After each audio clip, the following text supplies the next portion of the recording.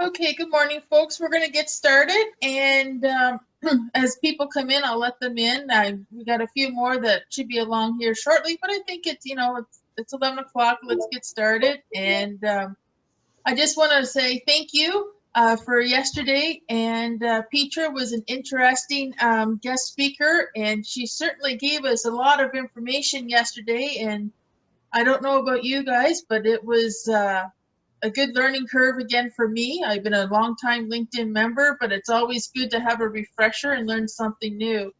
So yesterday was fabulous, and today's going to even be better. I am so looking forward to hearing our guest speaker today, and that is BRYAN Emerson. And he lives here in Hastings County, and he's a wealth of information and got lots of practical experience. And BRYAN is going to share with us some information. He's a business coach, and he is better known as the family business coach. And BRYAN, I would like you to go ahead and take over. And the screen is ready for you to share. And please jump in, ladies, and ask any questions at any time, or you can put it in the chat box, and we can get them out to BRYAN right away. Okay, so BRYAN, it's all yours. Okay. Well, good morning, folks. It's a pleasure to be here, and I want to thank Sherry for inviting me. It's always good to get to know business owners and managers in the area. What I've done is I've put together a brief PowerPoint presentation, and it's kind of introduces me and also what I do, and then I want to leave time at the end for lots of time for questions. So what I'm going to try to do here is share my screen if I can, and I'm not wondering. Oh, just bear with me a moment.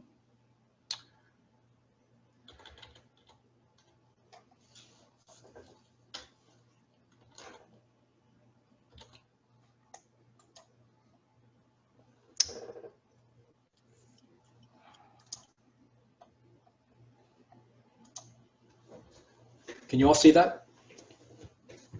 Yes, I can. Okay, right. All right, what I want to do is, okay, I want to advance the slide is what I want to do. Sherry, I think I'm stuck here. Okay, what you need, dear? Oh, there we go. Well, we'll take this and see how it goes. Just want to tell you a bit about me personally, and then I'll professionally, and then a bit about coaching. And I also want to, I like leaving people with some takeaways, regardless if I do business with somebody or not. I have a passion for small business owners, and so I just want to do that. So me personally, this is me and my wife and my son and daughter. We are empty nesters. Last June, we celebrated our 30th anniversary. And my daughter is a school teacher in Nashville, Tennessee. And 2 weeks ago, just announced her engagement. And so next May, we'll be going down to Tennessee. Hopefully not have to isolate when we get back, but that's going to happen regardless. My son, well, 2.5 years ago, was married. He is a medical technician in the Canadian Armed Forces, and his lovely wife, Katie, and he both live in Petawawa. I have a passion for motorcycles. I've been on, my dad and I've been riding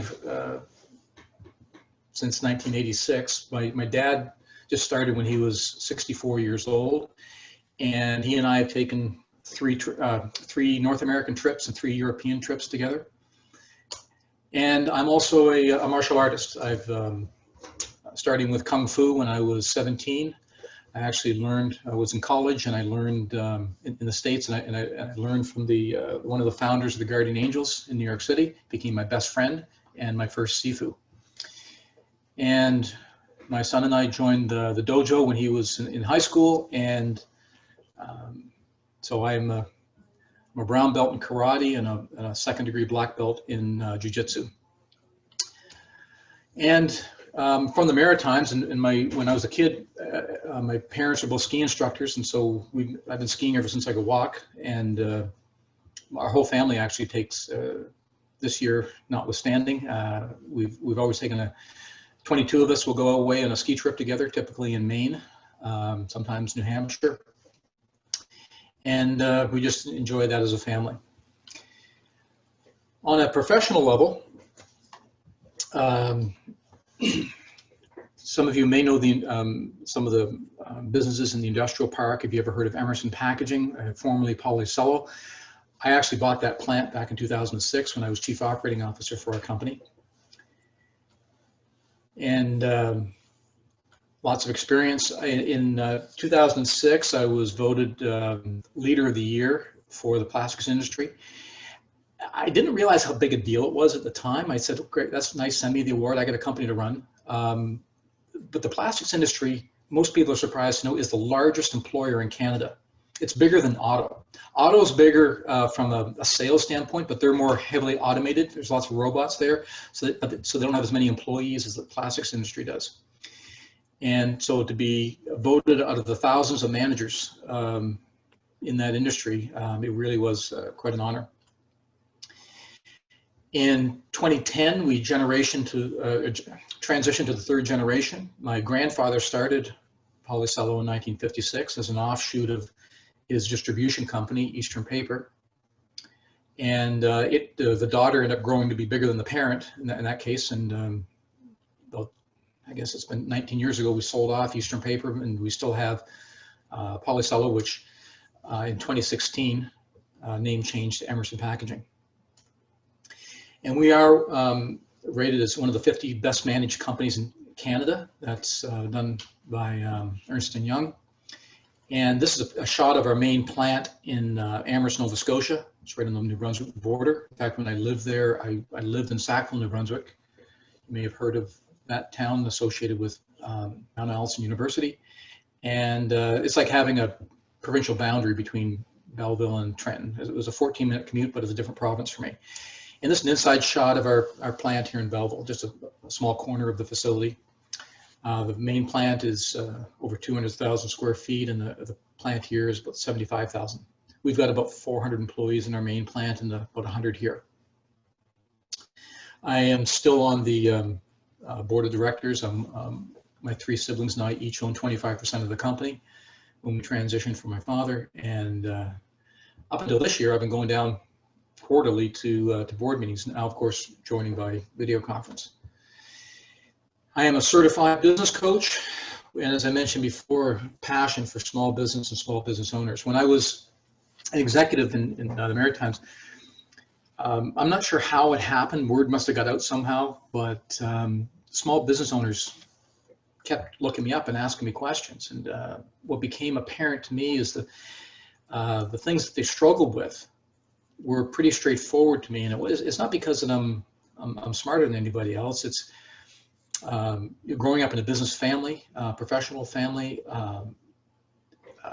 formal education, but probably more importantly, I had several senior business executives that poured into my career and wanted my success.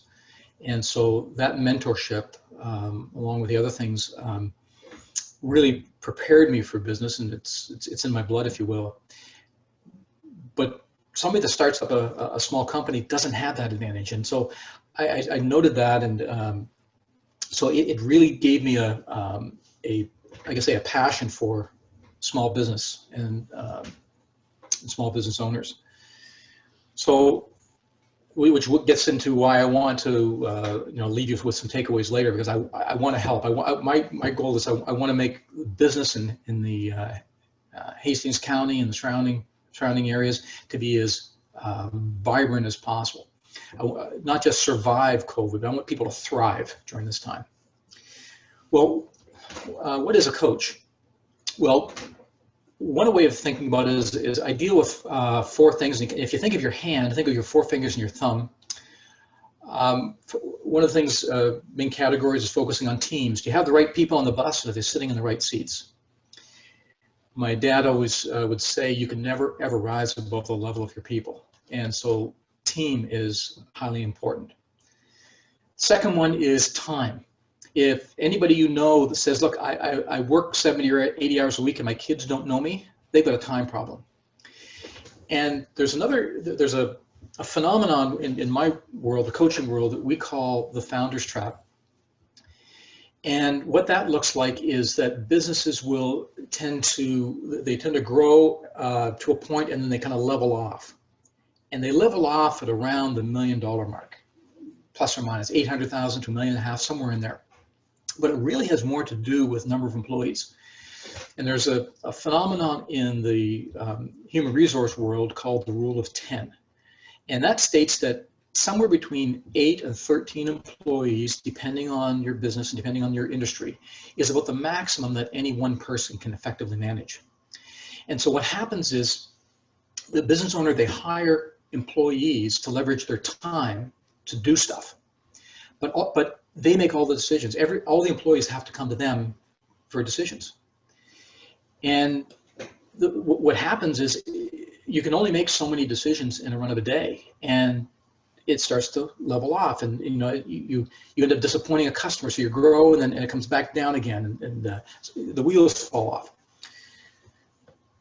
And an offshoot of that, and it's not a very popular message, but your company isn't worth what you think it is, if you're in the founder's trap. And the reason is if somebody wants to come along and buy your company and you leave because you're selling it, you're the show, and you've just gutted your company by leaving. So you really want to avoid the founder trap and to maximize your company as you get bigger.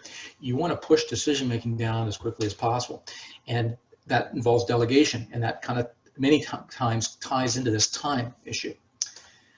The third thing that a coach deals with is money. Now, I know we all take bottom line to the bank, but this typically is top line driven, because I'm not coming into your company and helping you save a nickel on a cost.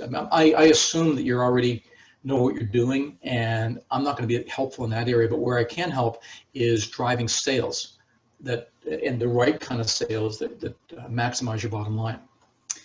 And the last is exit strategy. Now that can be selling to a competitor. It can be selling to one of your employees, or a generational transition. As Sherry mentioned, I've got a specialty in family business. Being a third generation business owner myself, about half of my clients are family businesses. And if you think of your four fingers and your thumb is, you're holding it up this way, I'm reducing stress. My attitude is that owning a business is stressful enough. There's enough intrinsic stressors of taking the risk of owning a business. But a lot of small business owners stress over things that they shouldn't, that they don't need to. It's unnecessary. And so having a business coach can aid in that as well. Well, I'm going to come back to coaching in a couple of minutes, but I just wanted to go over, these are kind of the takeaways to leave with you. I want to go over some key business principles. The first one is in the form of a question of who is responsible. And back in 1994, I was a young plant manager. I was 28 years old, and so you don't have to do the math. I am 54 right now. But I was 28 years old, and I became plant manager, and we started down this path. You may have never heard of this, but it was called total quality management. It was a manufacturing philosophy that we embraced it. And kind of back then, it was rather new. It was creating self-directed work teams, empowering people. It's much more common now, although not so much by the name. But one of the statistics that really jumped out at me, and it stuck with me all these years, was that only 15% of the errors in a company are the fault of the employee. And what that looks like is things like, they knew what to do, but they weren't paying attention. Maybe they said, well, I'm just going to bypass the procedures and take some shortcuts. Or they're just having a bad day and they want to put the screws to you, and they deliberately made an error. but that's only 15%. You say, well, Brian, what could the other 85 be? That's the responsibility of management. That sounds awfully high, doesn't it? Well, environment, and I use examples for manufacturing for two reasons. One is my background, and so I know it very well. But secondly is if I'm talking about building a widget or building something with a machine or in manufacturing, everybody can visualize it, so it's easy for people to grasp a hold of. So if you think you've got a situation like our company we're a plastics manufacturer and a printer. Well, if it's too hot, sweat's in my eyes, too cold, and I just can't focus. It's too humid, and the machine is sweating, or it's too dry, and I've got static sparks jumping all over the place. The employee wasn't trained properly. The documentation is either pieces are missing, or there's conflict, or it's wrong. We're asking the equipment to do things it was never intended to do. And so you're expecting a quality level that is unrealistic. Maybe the equipment's not being maintained properly, and it's out of calibration, and yet we want to blame the employee for it. No, these are all areas that are responsibility of management. In business, you can break all business down to three steps. You've got inputs, you've got process, and you've got outputs. Whether that's a manufacturer or a mail service, it doesn't matter. You have things that you buy that go into it, and that could be services, it could be raw materials.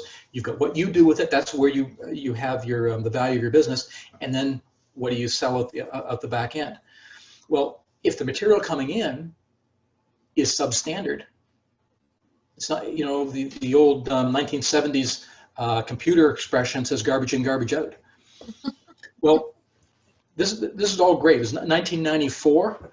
My great-grandmother had an expression, and I'm sure it's not original. You may have heard it elsewhere, but she used to say, remember that when you point a finger at someone, you have three fingers pointing back at you. And that was my great-grandma Buston that said that.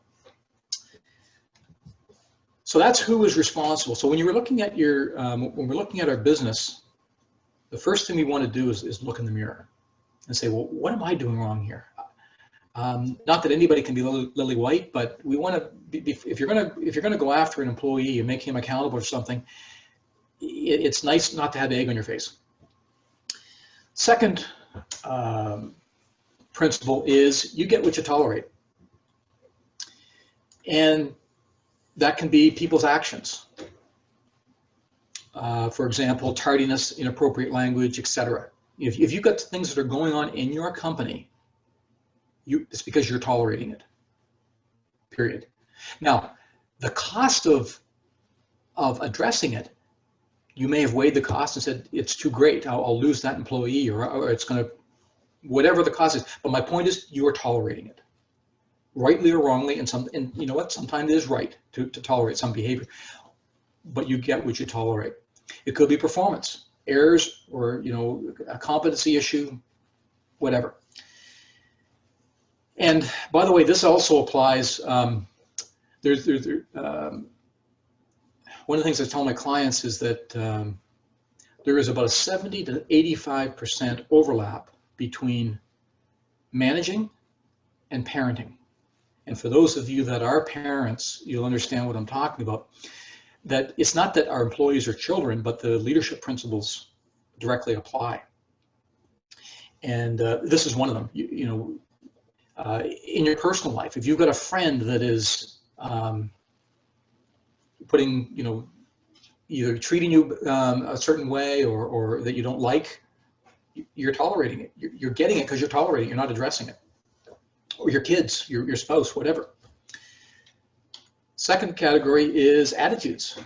Now, as employers, we really can only address behaviors. My job as a parent, I'm concerned about my child's attitude, but as an employer, I'm not going to take responsibility for your attitude. I will hold you accountable for your actions, but your attitude's on you. Now, if I think that your actions are a result of attitude, I may give you that advice, but it's up to you to fix it. But these things can look like lack of respect, or work ethic. And as I said before, you know, sometimes you make the decision, and I'm prepared to tolerate for whatever reason. I'm prepared to tolerate. I'll give you a really good example. We've got a very low unemployment rate in this area. At least pre-COVID we did. And because of that, you know, there's a lot of employers that say, I can't have the bar too high, or I'm going to lose people and I can't replace them. And so I'm going to go from shooting myself in the foot to blowing my brains out. And I don't want to do that. That is a well thought out toleration, if you will. But again, you are tolerating it, but you're doing it for a good reason. So anyway, the principle is you get what you tolerate in pretty much all aspects of your life. And the phrase I like here is a quote from Joyce Myers, and she says, "Choose your pain." And every decision is painful. You go out to dinner, if you order the chicken, you don't get the steak. That's your pain, or vice versa. Unless, of course, if you eat off your spouse's plate and then you order one of each. But that notwithstanding, you know, you get the idea that whatever choice you make, if to address a behavioral issue with an employee, that's painful. That's confrontation. Nobody likes confrontation. Some people deal with it better than others. I think if you enjoy confrontation, that speaks to some other issues. But I don't enjoy it. But I would prepare to deal with that rather than the pain of ongoing toleration. But again, what happens a lot of times in businesses is they don't realize that they're tolerating, or they don't realize this is within their control. Yes, it is, and that gets back to some of those stressors that business owners go through that aren't necessary. I had dozens of examples with my clients that their stress is lower because they've bit the bullet and dealt with the employee about issues that were bothering them. And typically what happens in those cases is the employee doesn't, in many cases, doesn't even know that they're doing it. And so you address it and you say, "Oh, boss, gee, I didn't know that. Thanks very much. I'll fix that." And then the employer's thinking, "I should have dealt with this years ago." Or it's a passive aggressive behavior that they're just trying to use that as intimidation. Well, it's your company. You're choosing to let people manipulate you.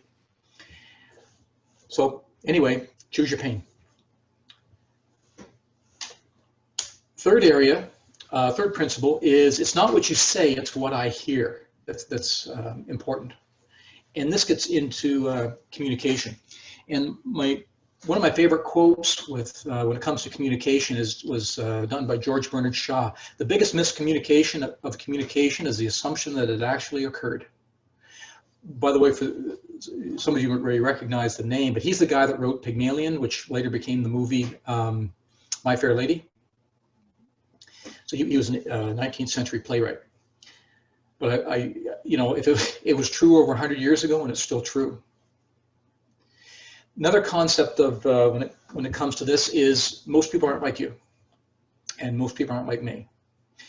I do a lot of training when it comes to in the area of communication, understanding communication styles, and there are 4 basic styles, and the least common is 8% of the population. The most common is 45% of the population. And even if you're in the 45%, there's 55% that aren't like you. So no matter, I can look at over the 7 billion people on the planet and say most people aren't like you. And the people that are like you will communicate with very effectively, or much more effectively. The more somebody is not like you, you run the greater risk of what you say not being what they hear, unless you tip yourself or torque yourself into that direction. So it's kind of like we tend to think of the golden rule, treat people others the way that you want to be treated. When it comes to communication, take it up a notch. Use the platinum rule. Treat people the way they want to be treated. Talk to them the way they want to be talked to. And as I mentioned, communication styles is key.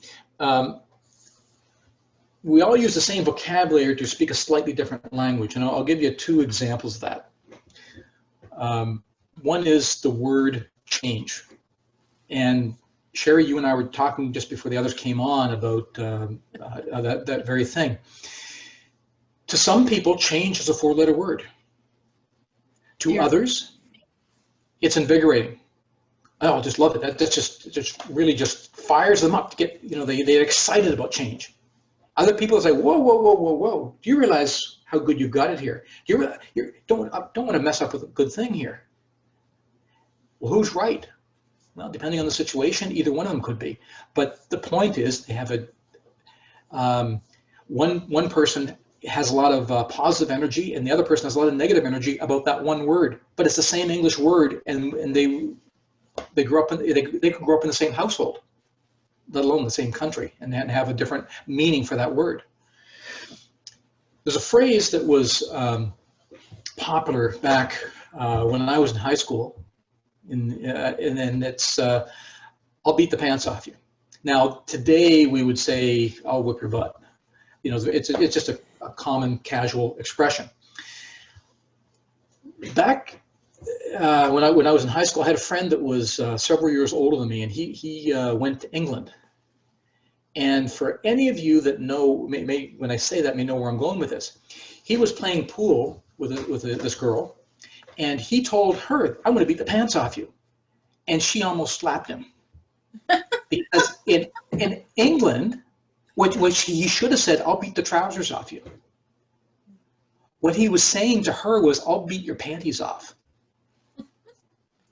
So you're in an English-speaking environment, but the phrase it means a totally different thing because of your different audience. So it's again, it's not what I say, it's what you hear. And so that's my little takeaway thing. I want to kind of touch back on the in the coaching arena and a bit more what I do. And Michael Gerber, in his book, The E-Myth Revisited, talked about the 3 eyes of the business owner. He said the first eye is the eye of the entrepreneur, and that eye is looking into the future and asking questions like, what if? What if, it's a strategic planning question, where we're going to go, how are we going to get there, what are the obstacles in place,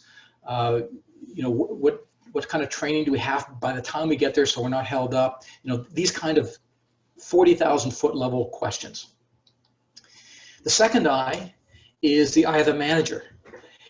And the manager is looking into the past, asking questions like, what happened? That could be yesterday's production, it could be last month's financial statement, it could be the last 24 months trending of whatever variable you're evaluating. Basically, what do we do well? How do we do more of it? What do we do poorly? How do we fix it? That's the manager looking in the past. And the third eye is the eye of the technician. The technician's knee deep in the hoopla, asking questions like, what the heck is going on? They're putting out fires out. They're in the working. You've heard the expression working in the business or on the business. The top 2 are working on the business. The bottom one, the third, is working in the business. They're doing the day-to-day stuff. And then many times, having to put out fires and so on. And what we find, in the coaching world is that about 80% of a small business owner's time is spent doing the technician role. The other 20% is manager and entrepreneur, and actually the vast majority of that, maybe 80% of the 20% at least, is spent in the manager role. And so as a coach, if providing the organization is big enough where you've got people that you can start delegating to and so on, then we like to be able to switch that. In fact, I spend, where a coach spends his time is in that first eye. I certainly don't come into your company and tell you, how to build a better widget or do a better service. You're the expert in that, not me. I'm an expert in business. You're an expert in your business. Or I'm an expert in the business of business, if you will. And we try different things, and a lot of times trying harder just doesn't cut it. You've got to do something different. And there's some misconceptions about coaching. 2 big ones is One is, I've been running this company for X amount of years. Who are you to come along and tell me how to run my company? That's not what I do. Again, what a coach does is, I wear a number of different hats. Sometimes it's just a sounding board. I've got one client especially. He just wants to sound things off me, and in some cases it's a pressure testing. I'll push back, and if you can handle my pressure test, it's probably a good idea. If you can't, we either don't do it or we'll make it better. And sometimes my mom used to say that it's lonely at the top, referring to my father. And who tells a business owner they're doing a good job? Well, maybe their spouse does, but I would say, well, what compliment do you, Sherry, I'll talk to you. Sherry, what compliment do you like better? If I tell you, I think you're doing a good job. If your husband says to you, honey, I think you're doing a great job. Or I come along and say, Sherry, you know, yesterday when you were with that client, they came into the office and they were really ticked off. But I watched you and watched them when you were dealing with them, and you handled them so well. You turned that lemon into lemonade. That was just awesome. That was inspiring watching you do that. Which of those compliments do you like better? I like the last one of the scenario, just the fact that it's something that I would actually personally do as a business owner. I would like to address the situation and do it in the most effective manner as possible, so it has a possible outcome. Exactly. So my point is, if I can get specific on the compliment as opposed to saying you're doing a great job. Well, our spouses, for the most part, most business owners, their spouses, unless they're actually involved in the business, really don't know day to day what you're doing. And so they can come alongside and say, well, hey, good job. You're, great provider, doing whatever. But they can't get specific. A coach can get specific. Occasionally, once in a blue moon, and statistically, what a blue moon's, whatever, 2.5 years, an employee will come along and give you that kind of compliment. Boss, just wanted to tell you, I think you're doing a great job. Here's why. But it doesn't happen very often. So, but people need encouragement. Sometimes the coach is the encourager. Sometimes the coach gives the nudge. Well, Sherry, you said you wanted to do this in your business. Is that still the case? Yeah. Well, not doing it. How do you want to handle this? And I'm not your boss, so it's not like I'm holding you accountable like a boss would. But there is kind of an informal accountability. I had a client that our very first session, he said, Brian, before we begin, I got to tell you something. And that is, I've gotten more done in the last 2 weeks since we've decided to work together than I have in the previous 2 months. And I said, I want to thank you. He said, I want to thank you for that. I said, we haven't done anything yet. He said, yeah, but I knew stuff that I had to do anyway, and I knew that that you were going to uncover that, and you were going to tell me to do it, and I didn't want you to do that, so I just went ahead and did it. So, there's that kind of because my clients know they've got a meeting coming up. It's like they like getting the gold star from the teacher, but I mean, I'm a vendor. They hire me to do this, but it kind of works out that way that we want to please people in our lives. So they want to, and plus the negative, they don't want to be, if somebody says they're going to do something, telling somebody that you're going to do it creates an accountability within your own mind. So there's that. So another misconception about coaching is, my company is unique. How can someone outside know how to help? I will tell you this, that all companies have uniqueness, but all business is the same in this regard. When we look at those 3 I's, that first I, that entrepreneurial look into the future, the questions are almost all the same. Where are we going? How are we going to get there? What's the competition like? These are strategic type questions. What are the barriers in place here? What are your most beneficial offerings that you have, whether it's service or product?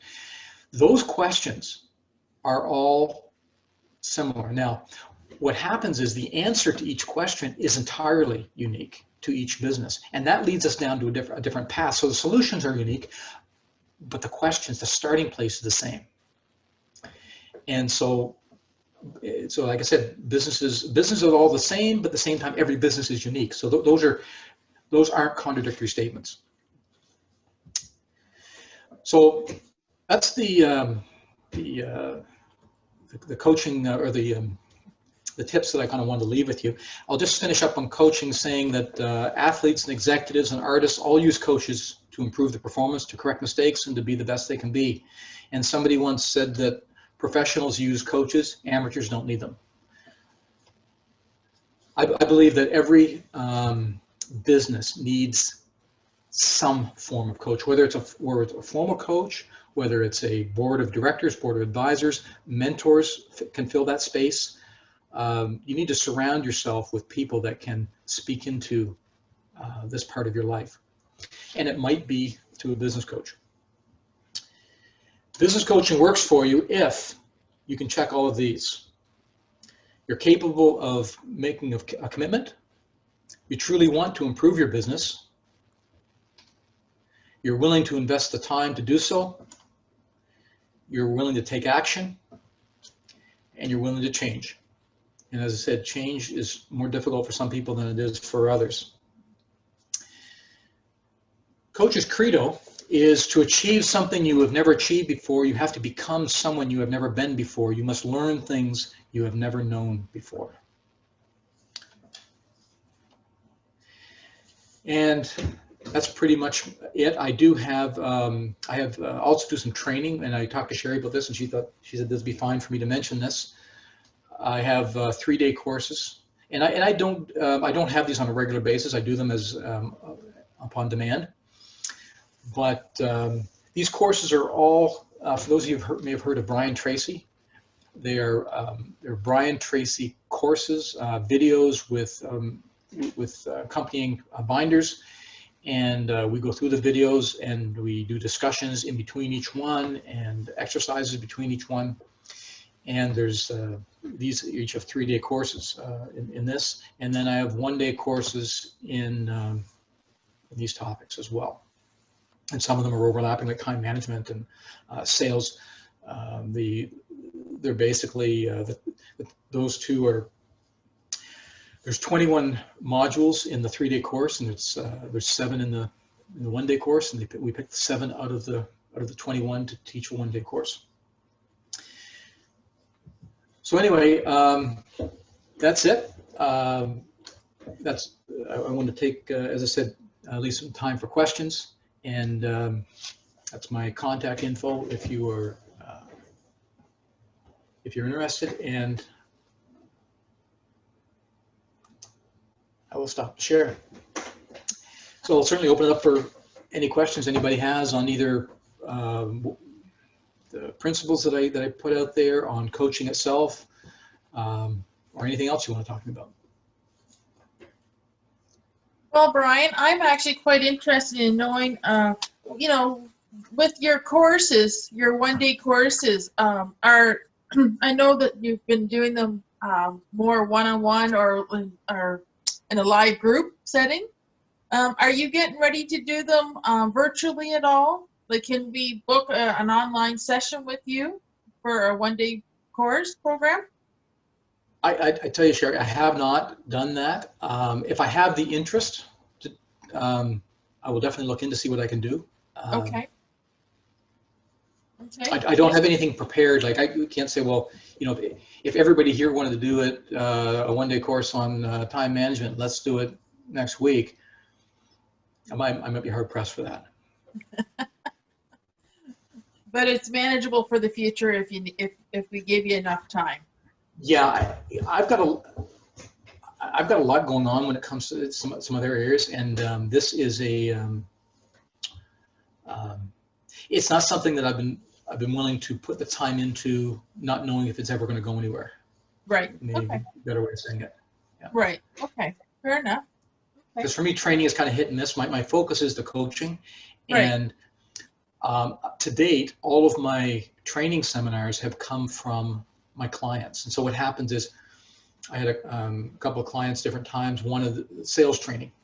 Well, so we've got 6 people wanted sales training in that organization. We opened it up to anybody else that wanted it. So we had, 2 or 3 other people would come in. And so they work. The advantage of being the company that sets it up, okay, it's when do you want to have it? And then we'll set it up for you to make it convenient for you because you're the initiator of this. Okay. Well, it sounds perfect. Now, does anybody else have any questions that they would like to ask?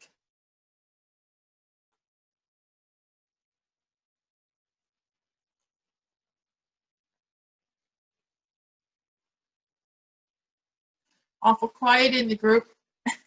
How about Especially in the spring, all my clients, some were before that and some still are, but most went to video or phone calls and then back again. Right. Okay. Does anybody else have any questions for Bryan? Awful quiet group today.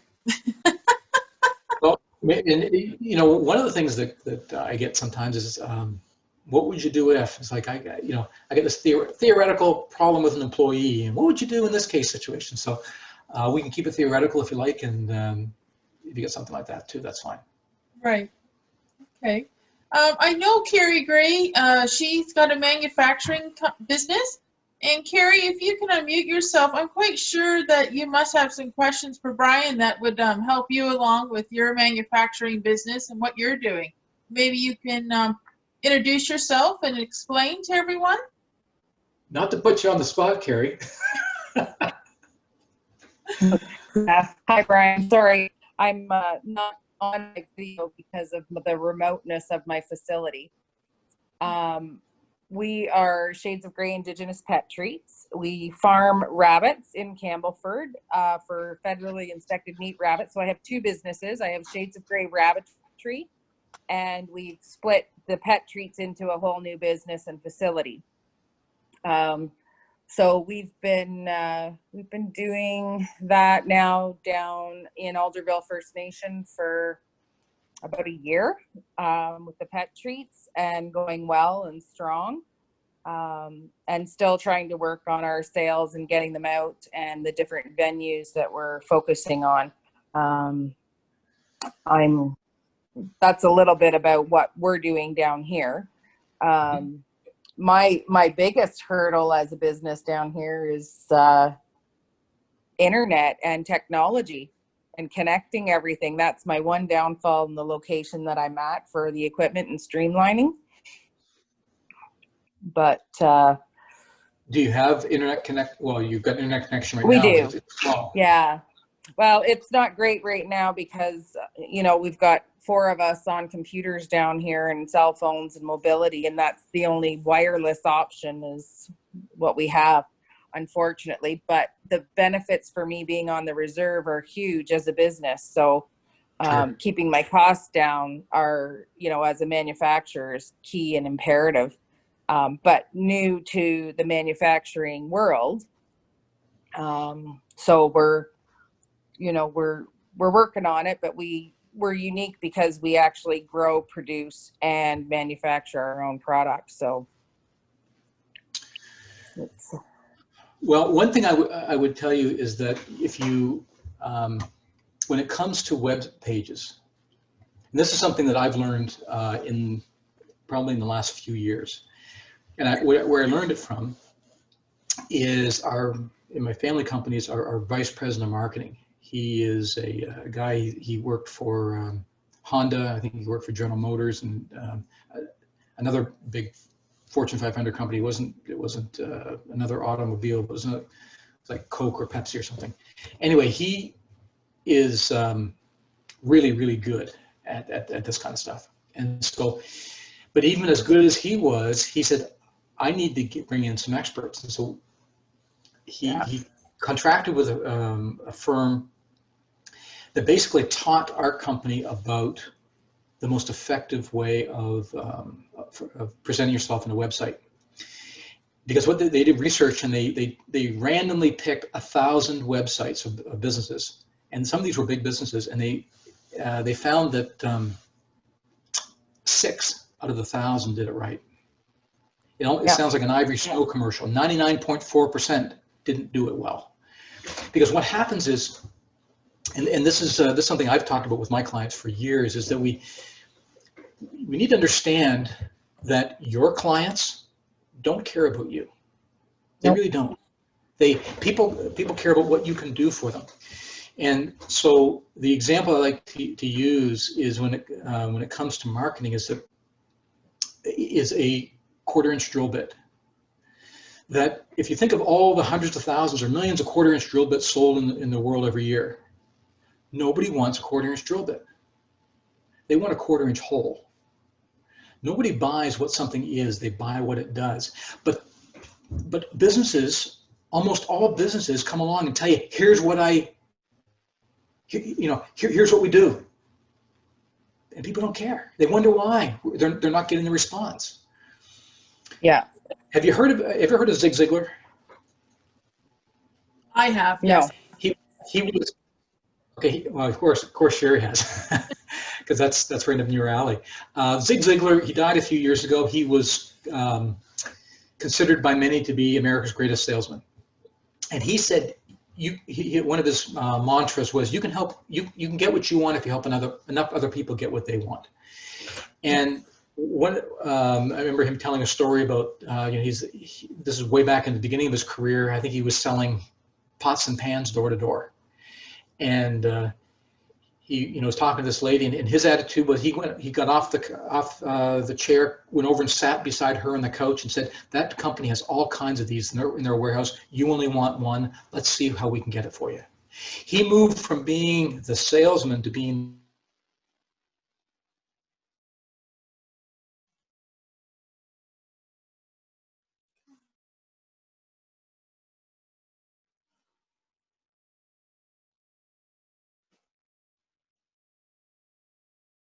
when I built that, when I started, I was in a coaching franchise that I bought when I first started out for the first 8 years, and for the last 2 years, I've been Clarity is mine. It's not a franchise, whereas the previous one was. And when I built my own website, I had a web provider do it for me. I embraced these lessons, and the thing is, so if you look at my website, it doesn't, you got the ribbon across the top like everybody's familiar with, but down below it, what it says is, I got a successful business, I want to take it to the next level, or I'm not the founder of the business, but I bought this thing, but I'm not the guy that started it, or so on. I think there's 4 or 5 of them down there. And when you click on that, what it says there is, here's my concern. And then here's Brian's response. And here's my concern. And here's Brian's response.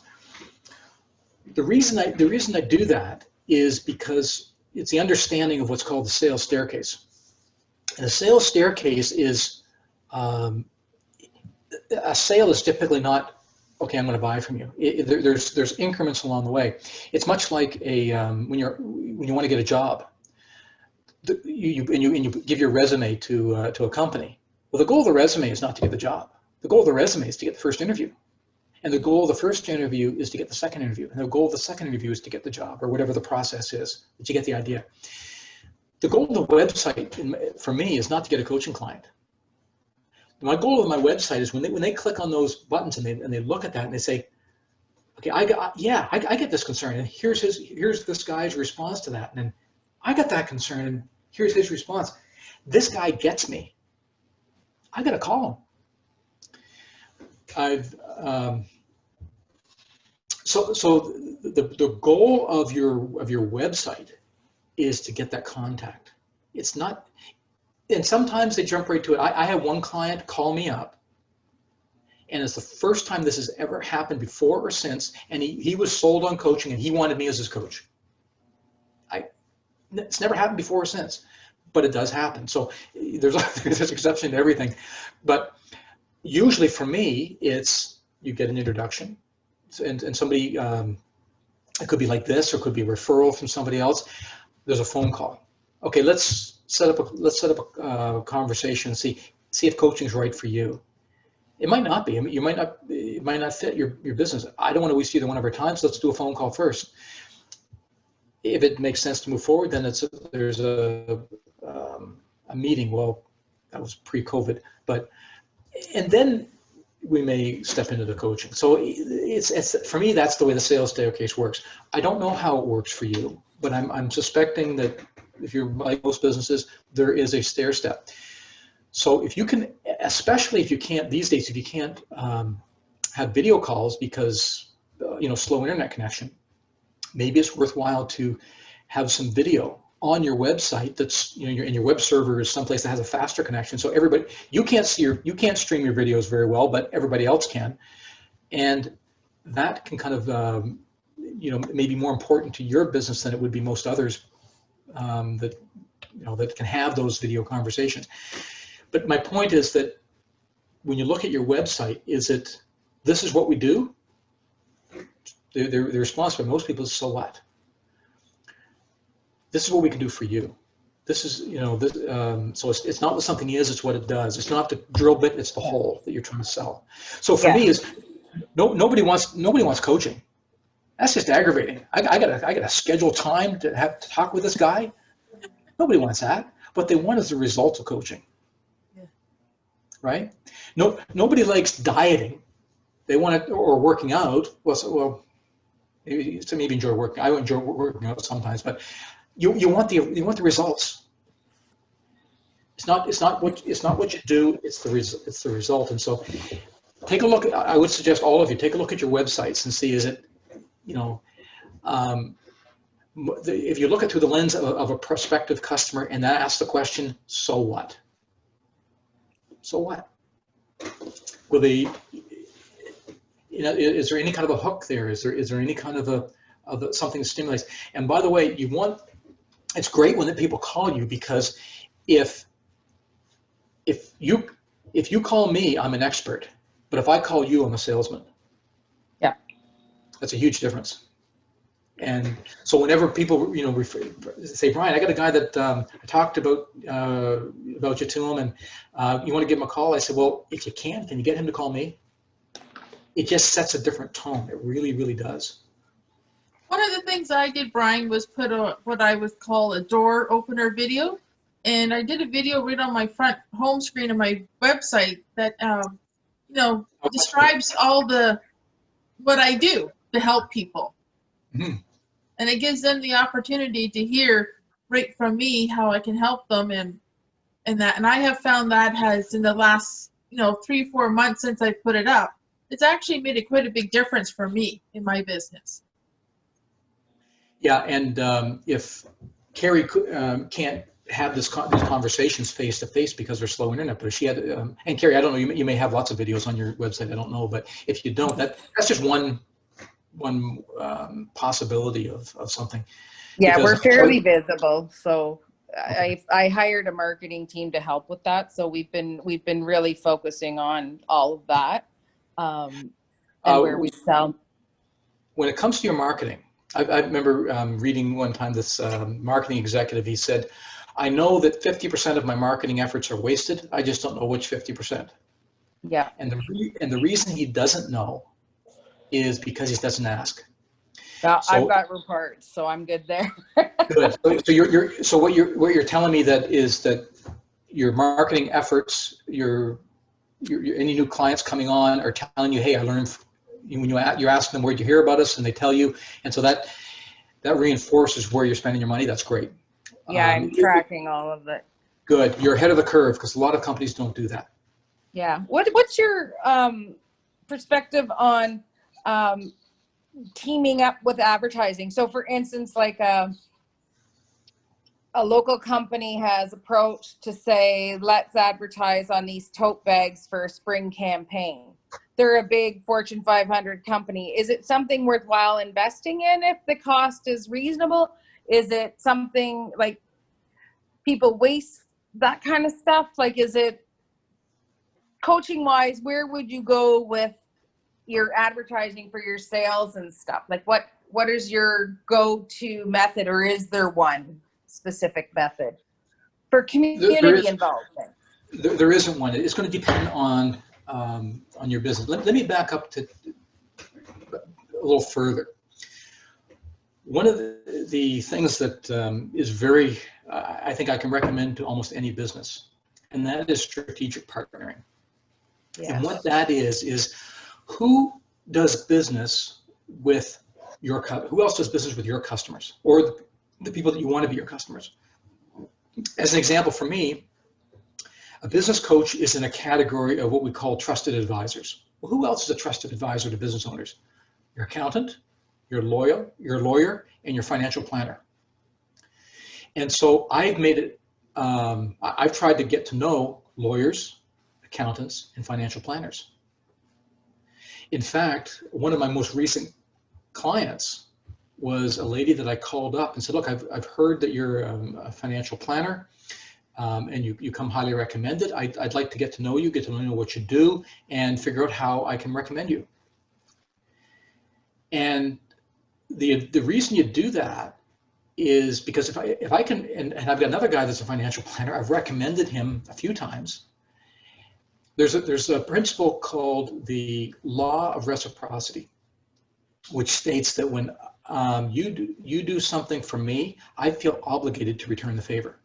It's kind of like if you get invited over to a friend's house, and on the way home you're talking to your spouse and say, we got to have them over. And then it's even worse if they invite you again and you still haven't had them over. We really got to have them over, because you feel like we have, all human beings have a feeling like we got to balance the scales somehow. And so when you refer people business to people that and they're capable of referring business to you, and you do it first, they feel that they want to reciprocate at some point when the opportunity arises. So anyway, I called this lady up and I said, I just want to get to know you. Well, by the end of the phone call, she ends up telling me that that she had has had two coaches. The first one was a general coach and worked well, and the second one was an industry specific and thinks and feels that she's going to run the course on that, and has been thinking about getting a business coach. Well, she ended up becoming a client, and I had no intention of, and that was during COVID. My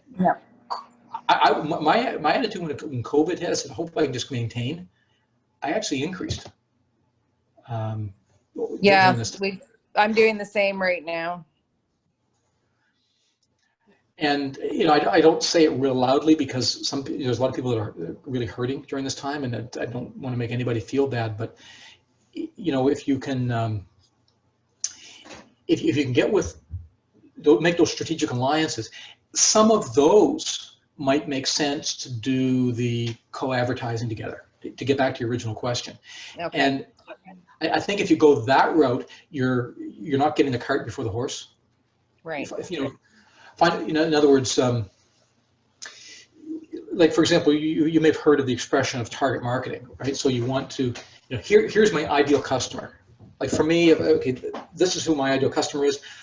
I will do people that are here, that out at this level. I forgot you can't see my hands. I'm making bigger circles with my hands. So you've got an inner circle. This is my target. The next circle out is if I run across, if these people fall in my lap, so to speak, I will take them on as a client. Anybody outside of that, I'm really not interested in. So there's kind of those three categories. And so if you're focused in on that center one, the kind of the shrapnel, if you will, of getting the byproducts of that next ring will come. But if you're focusing on that next ring, sometimes you end up getting clients in that you really don't want or shouldn't have. Mm-hmm. And if that concept is I'm not sure if it's new to you or not, but for some people say, hey, any client's a good client. Not so much. Because if you've got a high hassle client, they take, you've heard of time. Yeah. Well, you've heard of, you may not have heard, if you heard of Pareto's law, but you know it. Yeah. Pareto was a 19th century statistician, and he came up with, and we call it the 80-20 rule. There's a more common name for it.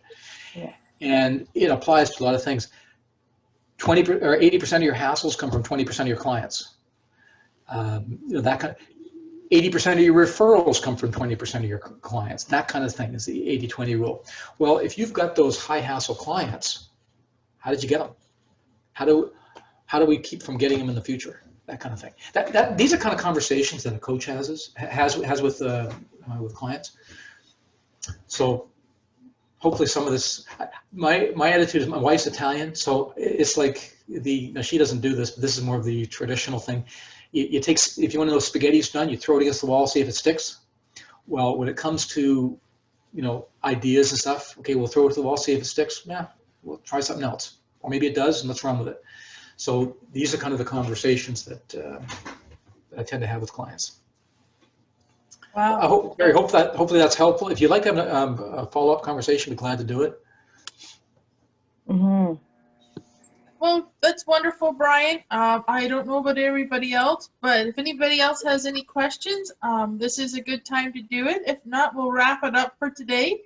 And Brian, thank you so much for joining us today. It's been wonderful. It's been a wealth of information, and I certainly took about 5 pages of notes today for myself. So I know I'm going to be in touch with you for sure, as per our conversation yesterday and today. So, but I want to thank you for joining us, and I hope you'll look at the future and maybe come back on maybe in the springtime again. And as I do this every quarter. So Be my pleasure.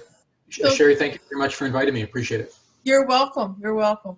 And tomorrow we have Janice Chrysler coming on tomorrow, folks, and she is going to be another lady that's got lots of information to pass on to us, and hopefully you can tune in.